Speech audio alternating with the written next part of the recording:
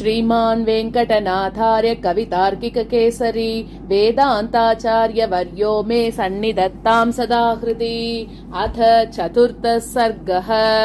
मनीषितं कैतवमानुषस्य श्रुत्वा भयक्रोधपरिप्लुतात्मा कंसश्चिरं प्राग्भवकालनेमिः चिन्तार्णवे मग्न इवावतस्ते। सदुर्धमानासुरसत्त्वभेदान् नेता समाहूय नृशंसचेताः प्रस्तापयामास परैरदृश्यम् नन्दास्पदं नाथ विहारगुप्तम्। कदाचिदन्तर्हितपूतनात्मा कंस प्रयुक्ता किल कापि माया निद्रापराधीन जने निशीते व्रजं यशोदा कृतिराविवेश। स्तन्येन कृष्णः सह पूतनायाः प्राणान् पपौ लुप्त पुनर्भवायाः यदद्भुतं भावयतां जनानां स्तनं दयत्वं न पुनर्बभूव। निशम्य तस्याः परुषं निनादं रूक्षं यशोदारुदितं च सूनोः ससम्भ्रमावेगमुपेत्य भीता तमग्रही दुर्ग्रहमागमानाम्। नन्दश्च तीव्रेण भयेन सद्यः समेत्य पश्यन् अनगं कुमारं तेनैव तस्य त्रिजगन्नियन्तुः प्रायुङ्क्त रक्षां परमार्थवेदी। गोपाश्च सम्भूय गुहोपमाक्षीं स्वघोष निर्हादित विश्वघोषां गतासु मैक्षन्त निशाचरीं तां भीमाकृतिं भैमरतीमिवान्याम्। परश्वतैस्तत्क्षणशातितैस्तां विच्छित्य विन्ध्याचलसानुकल्पाम् अनः प्रवृत्त्या बहिराशु निन्युः क्रव्याद् बलिं प्राज्यमिव क्षिपन्तः। ग्रहादिदोषानपहन्तु कामा गोप्तुः सतां गोपतयः समेताः सुवर्णसूद्रग्रथिताभिरामां पञ्चायुधीमाभरणं बबन्तुः। रम्यानि रत्नानि रताङ्गपाणेः आकल्पतां नूनमवाप्नुवन्ति तदङ्गसंस्पर्शरसात् प्रकामं रोमाञ्चितान्यं शुगणैरभूवन्। सशायितक्षेमविदा जनन्या पर्यङ्किकायां प्ररुदन् कुमारः चिक्षेपतुङ्गं शकटं पदाभ्यां गाढाभिघातेन गिरीन्द्रसारम्। विदारितस्तस्य पदाग्रयोगात् विकीर्यमानो बहुधा पृथिव्यां शब्दायमानः शकटाख्य दैत्यः संक्षोभयामास जगन्त्यभीक्ष्णम्। यदृच्छयोक्षिप्तपदे कुमारे शैलोपलक्ष्ये शकटे निरस्ते सरोजगर्भोपमसौ कुमार्यं पस्पर्श तत्पादतलं यशोदा। अताङ्गने जानुपदाग्रहस्तैः चक्रायुधे चङ्क्रमण प्रवृत्ते प्रायोदरित्री परिशस्वजेतं सापत्रपासान्द्ररजश्चलेन। निर्व्याजमन्दस्मित दर्शनीयं नीराजितं कुण्डलरत्नभासा नन्दस्तदानीं न जगाम तृप्तिं मुग्धाक्षरं प्रेक्ष्य मुखं तदीयम्। विश्वानि विश्वादिकशक्तिरेकः नामानि रूपाणि च निर्मिमानः नामैकदेशग्रहणेऽपि मातुः बभूव कृष्णो बहुमानपात्रम्। तरङ्गितानुश्रवगन्धमादौ तस्याद्भुतं संलपितं सखेभिः वर्णस्वरादिव्यवसाय भूम्ना शिक्षाविदां शिक्षणमग्र्यमासीत्। तमीशदुद्धाय निलीनमारात् सम्प्रेक्ष्य दन्ताङ्कुरचारुहासं सनातनीं दृष्टिमनन्य दृष्टिः सानन्दमालोकतनन्दपत्नी।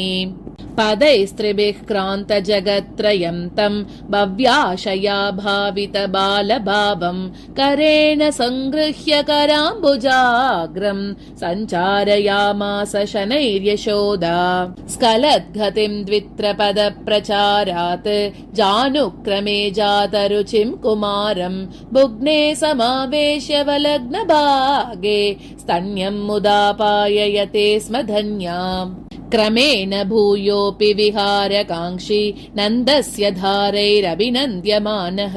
नित्यानुभूतम् निगमान्तभृङ्गैः निजम् पदाब्जम् निदते पृथिव्याम् ससञ्चरन् साधु जनप्रतीपैः मा भुज्यताम् सेयमितीव मत्वा चक्रादिभिः पादसरोजचिह्नैः आमुद्रयामास महीमनन्यैः आलम्ब्य मातुः करपल्लवाग्रम् शनैः शनैः संचरतो मुरारेः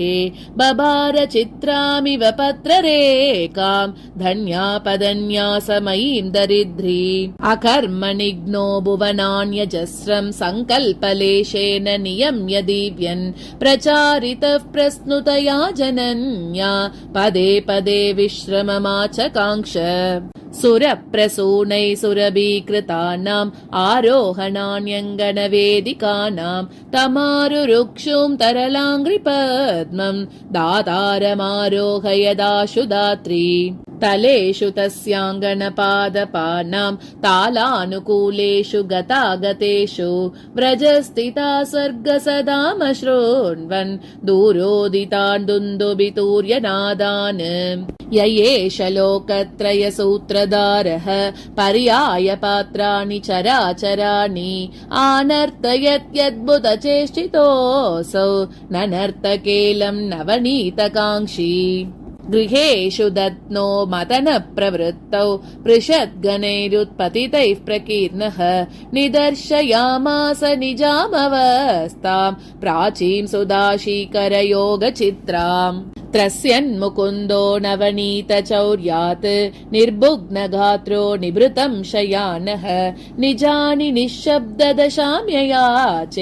बद्ध्वाञ्जलिम् बालविभूषणानि आरण्यकानाम् प्रभवः फलानाम् अरण्यजातानि फलान्यभीप्सन् विस्रंसिदान्याञ्जलिना करेण व्यादात्मजाम् विश्वपतिः सिषेवे सुजातरेकात्मकशङ्खचक्रम् ताम्रोदरम् तस्य करारविन्दम् विलोकयन्त्याः फलविक्रयिन्या विक्रेतुमात्मानमभूत् विमर्शः अपूरयत् स्वादुपलार्पणेन क्रीडाशिशोर्हस्तपुटम् किराति रत्नैस्तदा कौस्तुभनिर्विशेषैः आपूरितम् तत्फलभाण्डमासीत् मुहुः प्रवृत्तम् नवनीतचौर्ये वत्सान् विमुञ्चन्तमदोहकाले उलूकले कुत्रचिदात्तपुण्ये बन्धुम् सताम् बन्धुमियेष माता आनीतमग्रे निजबन्धनार्थम् दामाकिलम् संहितमप्यपूर्णम् निरीक्ष निर्विन्नधियो जनन्याः सङ्कोचशक्त्या स बभूव बन्द्यः बद्धम् तथा भावयता मुकुन्दम् अयत्न विच्छेदिनि कर्म बन्दे तपस्विनी तत्क्रतुनीतिराद्य सव्रीडमारण्यगता सुतस्तौ उलूकले प्रकृतितेन दाम्ना निबद्धमास्राविललोलनेत्रम् सहासमैक्षन्त जना समन्तात् आलानितम् नागमिवानभिज्ञाः अनादराकृश्च मुलूकलम् तत् यावर्जुनौ शैलनिभौ बभञ्ज बभूवतुर्ब्रह्मसुतस्य शापान् मुक्तौ मुनेर्यक्षवरौ तदातौ शापावधिम् ब्रह्मसुतेन दत्तम् सम्प्राप्य तौ शौरिसमागमेन देहेन दिव्येन विदीप्यमानौ स्तुत्वा हरिम् धाम समीयतु स्वम् अदृष्टपूर्वम् भुवि पूतना देहे उदन्तमुत्पातमुदीक्षमानाः समेत्य गोपा सह माधवेन बृन्दावनम् सत्वरमभ्यगच्छन् येनौषधीनामधिपम् पुरस्तात् आह्लादहेतुम् जगदामकार्षीत् तेनैव दद्यौ मनसावनम् तत् कृष्णो गवाम् क्षेम समृद्धिमिच्छन् अनुग्रहाब्देरिव वीचिभेदैः आभ्याययामास शुभैरपाङ्गैः वनम् पृथिव्या इव यौवनम् तत् गोप्ता सताम् गोदनवंशचन्द्रः आसीन्निषेव्या पृथिवी पशूनां पुण्ड्रेक्षुरम्यानि तृणान्यभूवन् तस्मिन्नरण्ये तरुभिः प्रपेदे कल्पद्रुमाणामनुकल्पभावः अदृष्टपूर्वैरधिकां विशेषैः आलक्ष्य वन्यामरेन्द्रमान्यां नन्दोपनन्दप्रमुखैर्ननन्दे नाकादिरूढैरिव नादभूम्नाम् दैत्यस्तृणावर्तमुखैरयत्नान् मुहुर्निरस्तैर्मुदितो मुकुन्दः अभुङ्क्तरामेण सहाद्भुतं तत् पुण्यं वनं पुण्यजनेन्द्रमान्यम् सपक्षकैलासनिभस्य गोपा बकस्य पक्षानभितो बबन्तुः वने तदन्यानपि घोरवृत्तिन् क्षेप्तुं प्रवृत्ता इव केतुमालाः पुरस्कृतं मङ्गलगीतवाद्यैः पुंसः प्रसत्यै जगतां प्रसूतेः कयापि तत्र स्पृहयान्वदिश्चन् कन्याव्रतं किञ्चन गोपकन्याः निशात्ययस्नानसमुद्यतानां निक्षिप्तमाबीरकिशोरिकानां कूलादुपादाय दुकूलजालं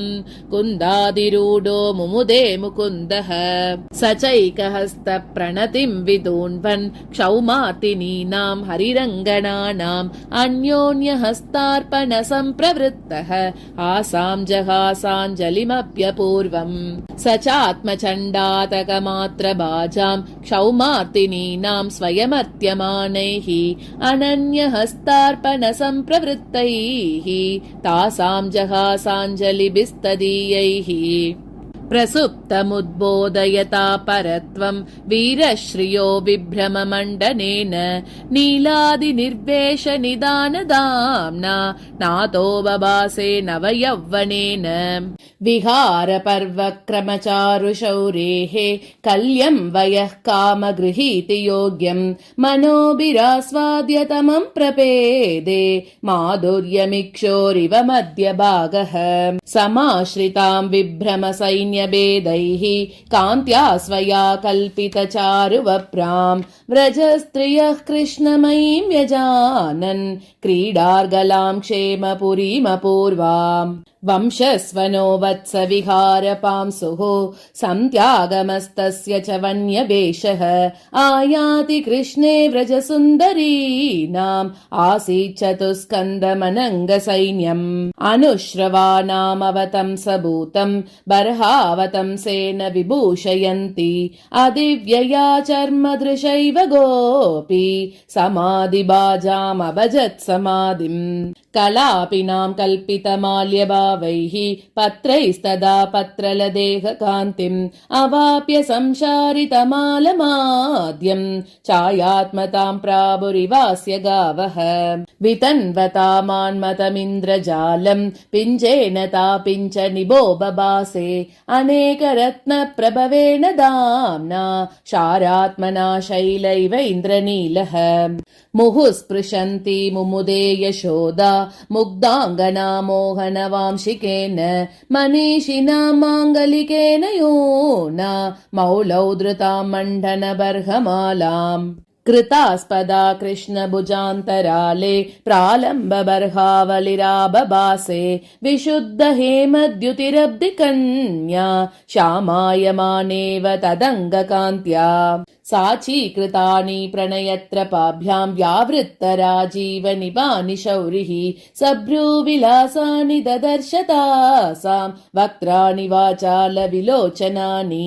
निरङ्कुशस्नेहरसानुविद्दान् निष्पन्दमन्धालसनिर्निमेषान् वंशेन कृष्णप्रतिसम्बभाषे वार्ताहरान् वामदृशां कटाक्षान् अशिक्षितं तुम्बुरुणारदाद्यैः आबीरनाट्यं नवमास्तितेन जगे सलीलं जगदेगदाम्ना रागाब्धिना रञ्जयतेव विश्वम् अपत्रपासैकतमाश्रितानां रागो ददौ कृष्णमुखेन्दुनुन्ने हस्तावलम्बो न बभूव तासाम् उत्पक्ष्मनामुत्कलिकाप्लुतानाम् अयन्त्रितस्वैरगतिः स तासां सम्भावितानां करपुष्करेण प्रस्विन्नगण्ड दण्डः प्रणयी चकाशे मध्ये वशानामिव वारणेन्द्रः विमोहने वल्लवगेहिनीनां न ब्रह्मचर्यं बिबिदे तदीयं सम्पत्स्यते बालकजीवनं तत् सत्येन येनैव सतां समक्षम् स्वसम्भवं कृष्णमवेक्षमानो बन्धुप्रसूतं च बलं व्रजेशः निसर्गमैत्र्या नियतैकभावौ न्ययुङ्क्ततौ वत्सकुलानि गोप्तुम् अनन्यतन्त्रस्वयमेव देवान् पद्मासनादीन् प्रजनय्य रक्षन् स रक्षकः क्षीरभृता सहासीत् नेता गवां नन्दनियोगवर्ती कथं व्रजे शर्करिलान् प्रदेशान् पद्भ्यामसौ पल्लवकोमलाभ्याम् इति स्नुतस्तन्यरसा यशोदा चिन्तार्णवेन प्लवमन्वविन्दत् विहारवित्रासितदुश्च सत्त्वौ मृगेन्द्रपोता विवधीरचेष्टौ बभूवतुश्शाश्वतिकेन भूम्ना बालौ युवानाविवतौ बलाढ्यौ सिन्दूरितौ वत्सपरागजालैः सितासितौ बालकजा विवद्वौ उदारलीला उपलक्ष्य गोप्यः सर्वास्तदानन्यवशा बभूवुः गोपायमाने पुरुषे परस्मिन् गोरूपतां वेदगिरो भजन्त्यः भव्यैरसेवन्तपदं तदीयं स्तोभप्रतिच्छन्दनिभैर्स्वशब्दैः अबालिशो बालिशवत् प्रजानां प्रख्यापयनात्मनि पारतन्त्र्यं न्यदर्शयत् विश्वपतिः पशूनां बन्धे च मोक्षे च निजं प्रभुत्वम् आत्मोपमर्देऽप्यनुमोदमानात् आत्मादिकं पालयतश्च वत्सान् गावस्तदानीमनगामविन्दन् वात्सल्यशिक्षामिव वासुदेवात् योऽसौ अनन्तप्रमुखैरनन्तैः निर्विश्यते नित्यमनन्तभूमा वैमानिकानां प्रथमः स देवो वत्सैरलेलिह्यत वत्सलात्मा महीयसा मण्डितपाणिपद्मं दद्यन्न सारेण मधुप्लुतेन दृष्ट्वा ननन्तु क्षुदयान्वितास्तं वत्सानुचर्यासु वयस्य गोपाः स्वादूनि वन्यानि फलानि तैस्तैः स्निग्धैरुपानीय निदर्शितानि रामाय पूर्वं प्रतिपाद्य शेषैः सपि प्रिये सादरभुज्यमानैः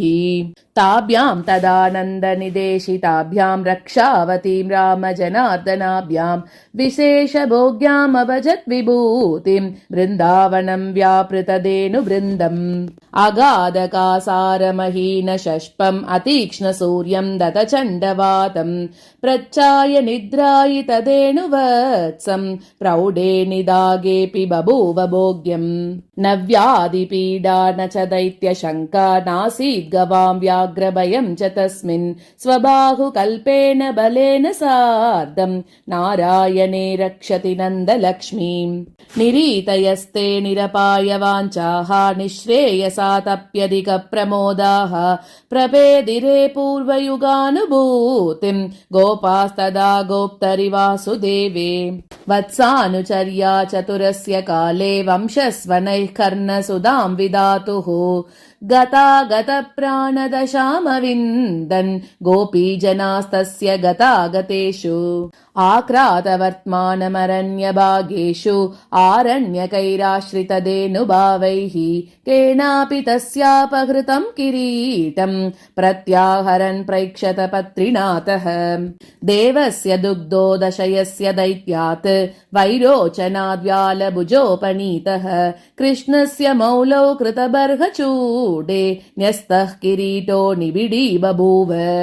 समाहितैरग्निषु यायजूकैः आदीयमानानि हविंषि भोक्ता भक्तैकलभ्यो भगवान् कदाचित् पत्नीभिरानीतमभुङ्क्त भोज्यम्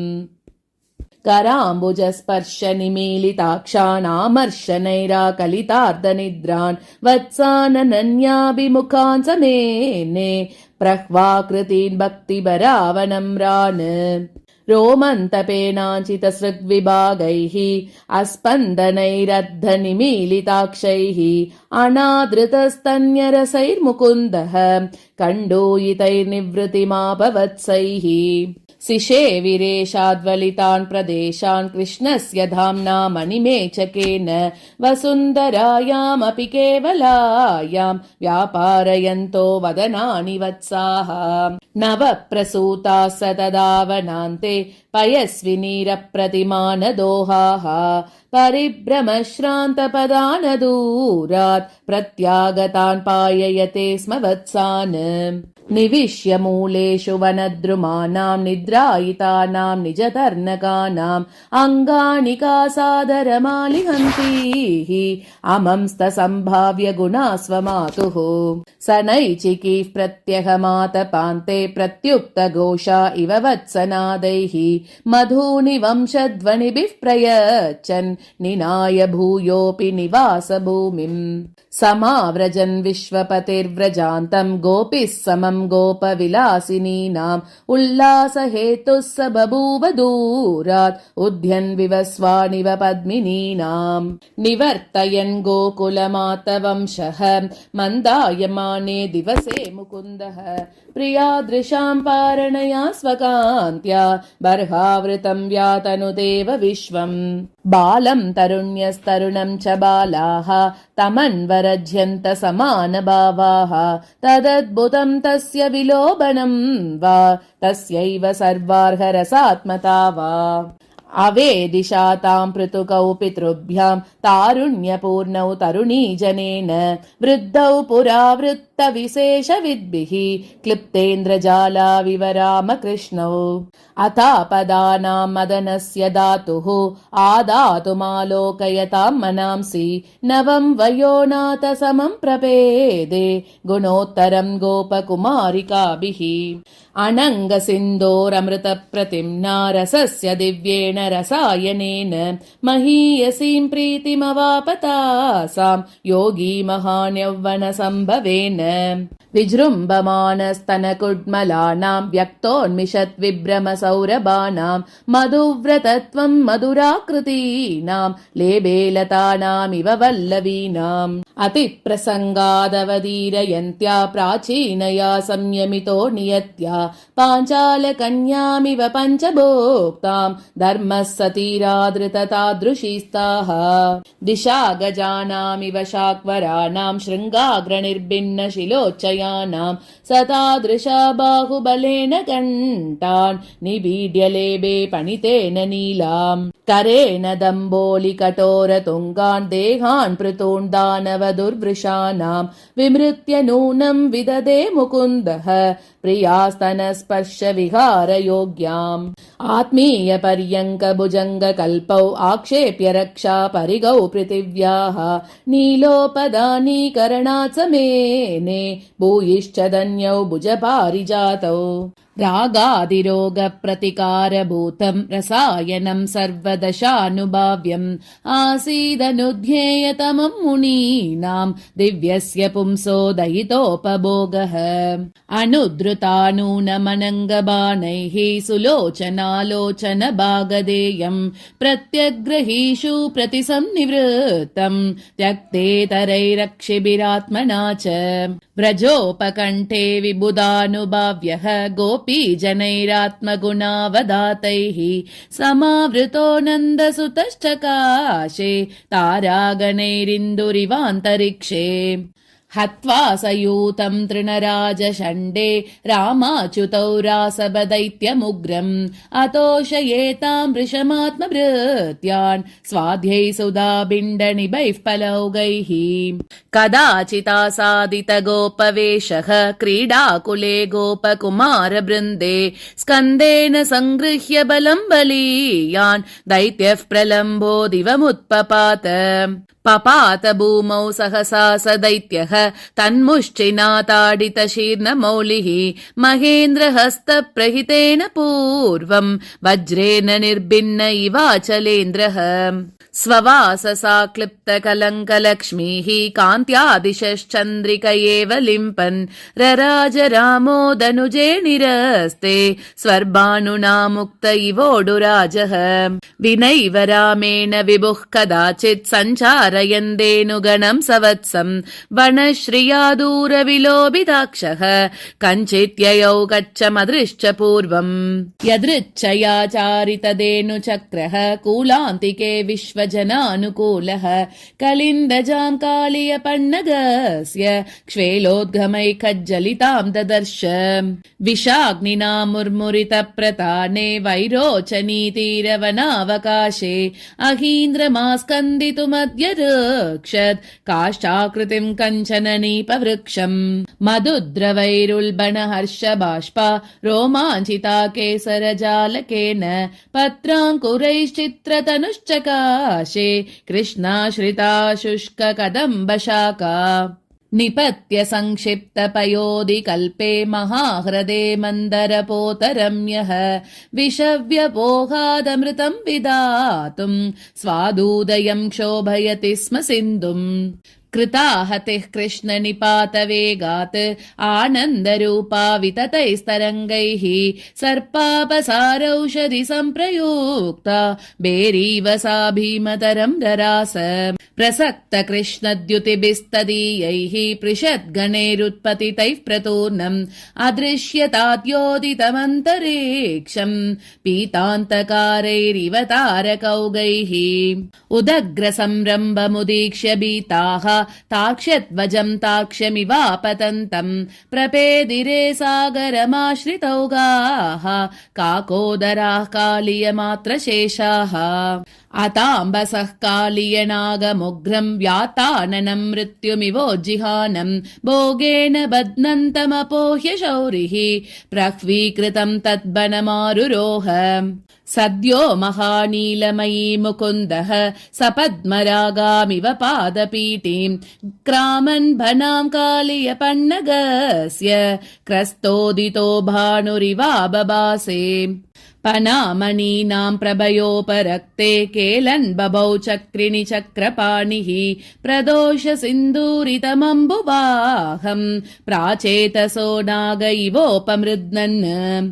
प्रणेमुषां प्राणभृतामुदीर्णं मनो विनेश्यन् विषमाक्षवक्त्रम् अकल्पयत् पन्नगमर्दनेन प्रायेण योग्यां पतकेन्द्रवाहः तद्भोगवृन्दे युगपन्मुकुन्दः चारी विशेषेण समैक्षि नृत्यन् पर्याकुले वीचिगणे पयोदेः सङ्क्रान्तबिम्बो बहुदेव चन्द्रः तदुत्तमाङ्गं परिकल्प्य रङ्गं तरङ्गनिष्पन्न मृदङ्गनादं प्रशस्यमानस्त्रिदशैरकार्षि दव्याहतामारभटीमनन्तः एकेन हस्तेन निपीड्य वालं पादेन शैकेन पनामुदग्रां हरिस्तदा हन्तुमियेष नागं स एव संसारमिवाश्रितानां सपन्नगीनां प्रणिपातबाजां द्रवीभवन् दीनविलापभेदैः प्रसादितः प्रादितभर्तृभीक्षां किमस्य न स्यादपदं दयायाः लोलापतच्छरणलीलाहतिक्षरितहालाहले निजपने नृत्यन्तमप्रदिगकृत्यं तमप्रतिममत्यन्तचारुवपुषम् देवादिभिः समयसेवादरद्वरितहेवाकघोषमुकरैः दृष्टावदानमततुश्चावशौरि महिरिष्टावरोधसहितः हरिचरण सरोज न्यासदन्योत्तमाङ्गः शमित गरुड भीतिः सानुबन्धः स नागः युगविरतिदशायां योगनिद्रानुरूपां शरणमशरणः सन् प्रापशय्यां तदीयाम् विविधमुनिगणोपजीव्य तीर्था विगमित सर्पगणा परेण पुंसा अभजत यमुना विशुद्धिमग्र्यां शमित बहिर्मत सम्प्लवात्रयीव अवधूतभुजङ्गसङ्गदोषा हरिणा सूर्यसुता पवित्रिता च अपि तत्पदजन्मनः सपत्न्याम् बहुमन्तव्यतरा भृशम् बभूव इति श्रीकवितार्किकसिंहस्य सर्वतन्त्रस्वतन्त्रस्य श्रीमद्वेङ्कटनाथस्य वेदान्ताचार्यस्य कृतिषु यादवाभ्युदये काव्यरत्ने निर्बाधगोचारणम् नाम 4th सर्गः।